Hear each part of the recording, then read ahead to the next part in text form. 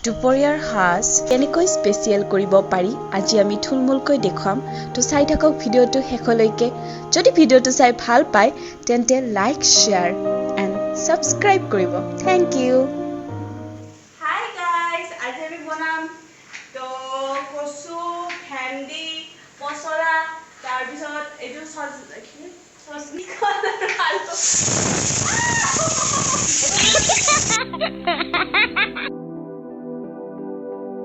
দুপৰীয়াৰ সাজখনৰ বাবে লগা বস্তুবিলাক আমি কটাই লম নৰসিংহ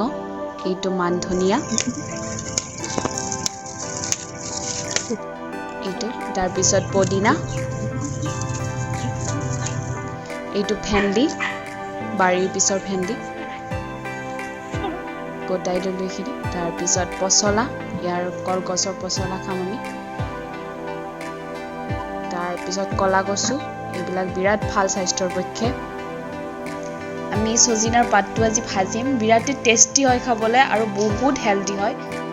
আপোনালোকে বনাই চাবচোন ঘৰত কেনেকুৱা হয় আৰু জনাব কমেন্টত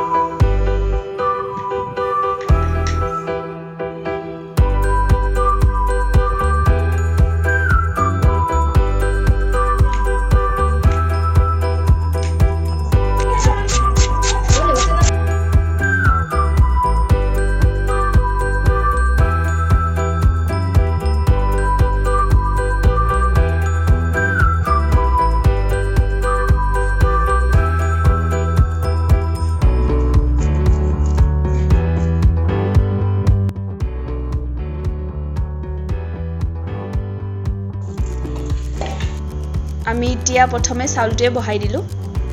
ভাতটো হৈ থাকক আমাৰ মসুৰ দাইলটো আমি সিজিবলৈ দিছো তাৰ পিছত মাটিমাহৰ দাইলটো সিজিবলৈ দিছো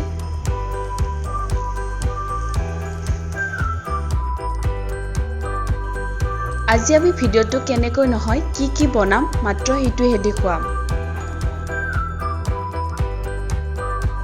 এতিয়া আমি মসুৰ দাইলখন বনাম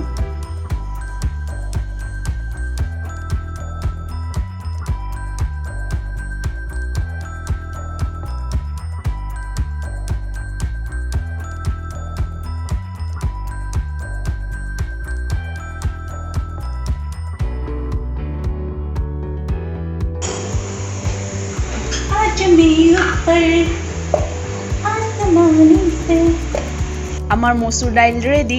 আমি মাটিমাহৰ দাইলখন তেল পিয়াজ আৰু আদা নহৰুৰ পেষ্ট দি ভালদৰে বনাই লম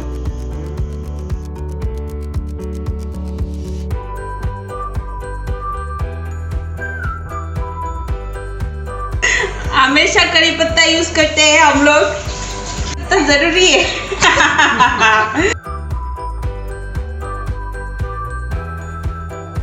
ইয়াত আমি স্কোৱাশটো ভাজিম নৰসিংহ আৰু পিয়াজৰ সৈতে যদি জলকীয়া খাই দি ল'ব পাৰে আনফালে আমি পছলা বনাম পছলাৰ বাবে পিয়াজ আৰু জলকীয়া দি লৈছো পছলা যিকোনো দাইলৰ লগত বনাব পাৰি আপোনালোকে যি দাইল ব্যৱহাৰ কৰিব বিচাৰে সেই দাইলৰ লগত বনাব পাৰে আনফালে আমি স্কোৱাশ ভাজিটো নৰসিংহৰ লগত ভাজিছো এটো আমাৰ ৰেডিয়ে হ'ব ৰৈছে আৰু এইটো পছলাটো আমাৰ ৰেডি হ'ল আৰু এইটো বৰা ভাজিৰ কাৰণে আমি ৰেডি কৰিছো বুট নৰসিংহ নহৰু আদা জলকীয়া পিয়াজ আমি এনেকৈ গ্ৰাইণ্ডাৰত গ্ৰাইণ্ড কৰি ললো তাৰ পিছত আপুনি যি শেপ দি বনাব পাৰে এনেকৈ আমি বৰা ভাজিটো ভাজি লম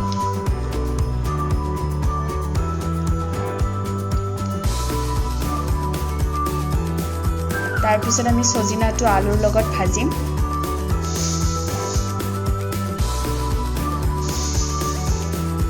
আলুটো প্ৰথমে ভাজি লম পিয়াজৰ লগত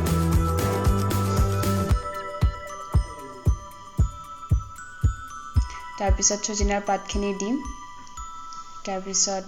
এইখিনি গোটে ভাজি লম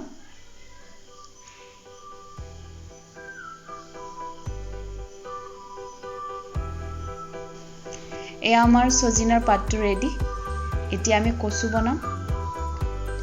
বুটৰ সৈতে অলপ দেখুৱাইছো সকলোৰে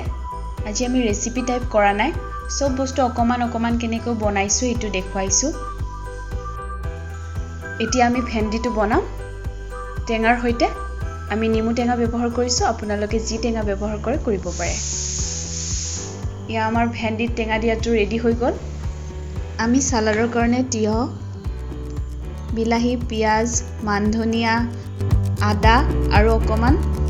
ৰেড চিলি ব্যৱহাৰ কৰিছো এতিয়া চাও হক কি বনালো আমি